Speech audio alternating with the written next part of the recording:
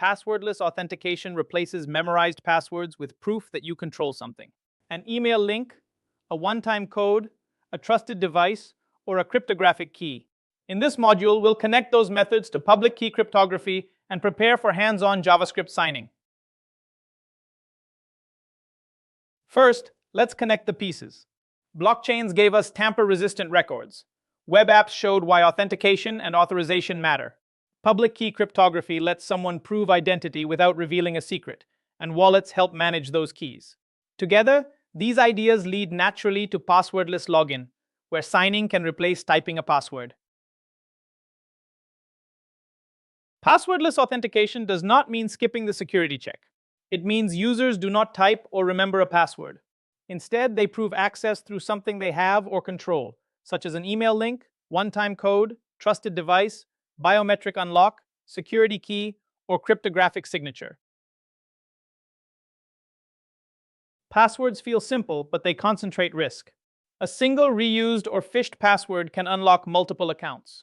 Reset flows and stored password hashes also create additional attack surfaces. Passwordless approaches are designed to remove those weak points. The core question changes. Instead of asking, "What secret can you remember?" the system asks, "What trusted thing can you prove you control?" That might be an email inbox, phone, authenticator app, device passkey, or crypto wallet. Login succeeds because you demonstrate access, not because you typed a memorized secret. Passwordless is a spectrum, not one single solution. Link-based and code-based methods remove memorized passwords, but still depend on channels like email, SMS, or an authenticator app. Device-based methods go further by tying approval to a trusted device. The strongest patterns use cryptographic authentication, where WebAuthn, Passkeys, or wallet signatures prove identity with a private key that is never exposed. As we move across these categories, both usability and the security model change. A magic link turns the user's email inbox into the proof of identity.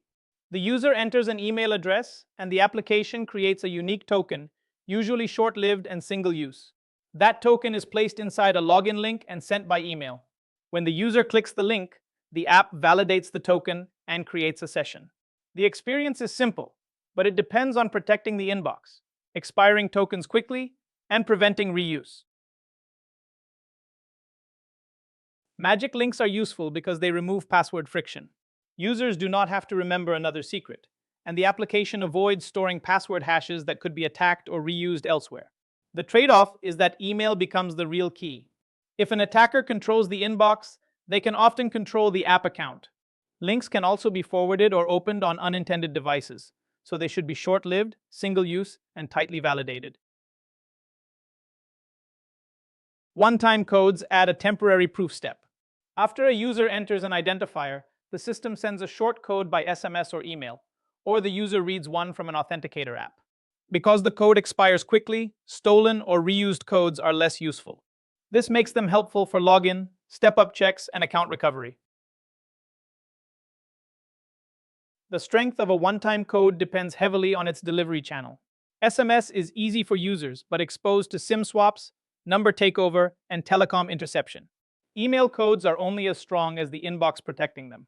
Authenticator apps are stronger because codes are generated locally. In every case, use short expiration, single use, rate limits, and generic error messages so attackers cannot probe accounts. WebAuthn replaces shared secrets with a key pair. During registration, the authenticator creates a private key and keeps it locked inside the device.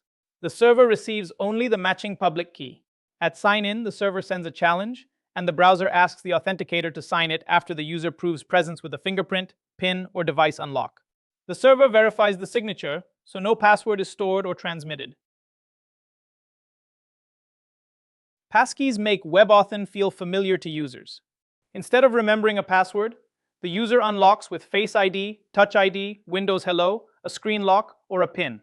Behind that simple action, the device uses a private key to sign a challenge, and the service verifies it with the matching public key. Because the secret is never typed or shared with websites, passkeys greatly reduce phishing, credential stuffing, and password reuse risk. At the center of a passkey login is a one-time challenge. The server generates fresh random data and sends it through the browser.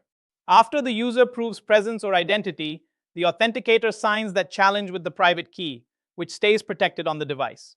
The browser returns the signed result, and the server checks it with the stored public key. If the signature matches, the server can safely create the user session. Passwordless login and crypto wallet login may look different, but they follow the same security pattern. An app sends a challenge. Your device or wallet signs that challenge with a private key that never leaves your control. The verifier checks the signature using public information, such as a registered public key or wallet address. That shared model is the bridge to what comes next: signing and verifying messages in JavaScript. Passwordless authentication replaces remembered passwords with proof that you control something: an inbox, phone, authenticator, device, passkey, or wallet. The strongest patterns use public key cryptography, where private keys sign challenges and public keys verify them. Next, we'll make that concrete in JavaScript.